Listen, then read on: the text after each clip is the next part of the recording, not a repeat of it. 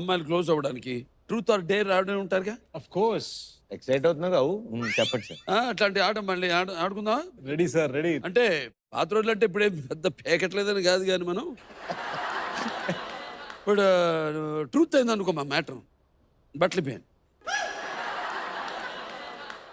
Excited గా sir తను ఆడతాడు సార్. సార్ శర్వ ఆడతాడు, చాలా బాగా ఆడతాడు సార్. వావ్ అన్నావు కదా బాబు ఇందాక. నీకోసమే.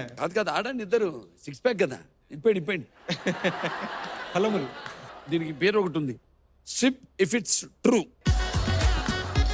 పదండి ఎంత మాట్లాడుకుందాం పదండి. పైన కొన్ని బ్రేకింగ్ హెడ్లైన్స్ వస్తాయి, అవి ఎలా జరిగినాయో ఎక్స్ప్లెయిన్ చేసి బట్టలు ఇప్పాను.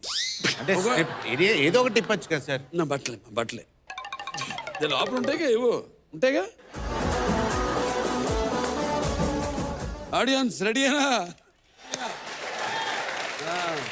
మీరెందుకు హ్యాపీగా ఉండరు, బాగానే ఉంటారు. First headline please. కాయర్వానికి పెడతా అని చెప్పి ఇంటికి వెళ్ళిపోయిన హీరో కదేంటి? కంటిన్యూస్ 2 షూటింగ్లు, మార్నింగ్ ఒకటి ఈవినింగ్ ఒకటి జరుగుతుంది సార్.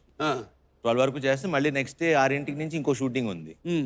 12 తర్వాత డైరెక్టర్ వచ్చి ఇంకొక హాఫ్ అన్ అవర్ సార్, ఒక్క 45 minutes కొట్టేస్తాం, హాఫ్ అన్ అవర్ ట్రై చేస్తాం సార్. మన సినిమా భాషలో 45 minutes అంటే ఒక 1-2 hours అంటే 2-3 అవుతుంది. మళ్ళీ వెళ్ళి పడుకునేసరికి 6 అవుతుంది అని చెప్పి ఇప్పుడే క్యారవాన్ వస్తానని చెప్పి ఇంటికి వెళ్ళిపోయాను సార్. పాపం ఎవరైనా ఎందుకులే సార్. మ్యూజిక్.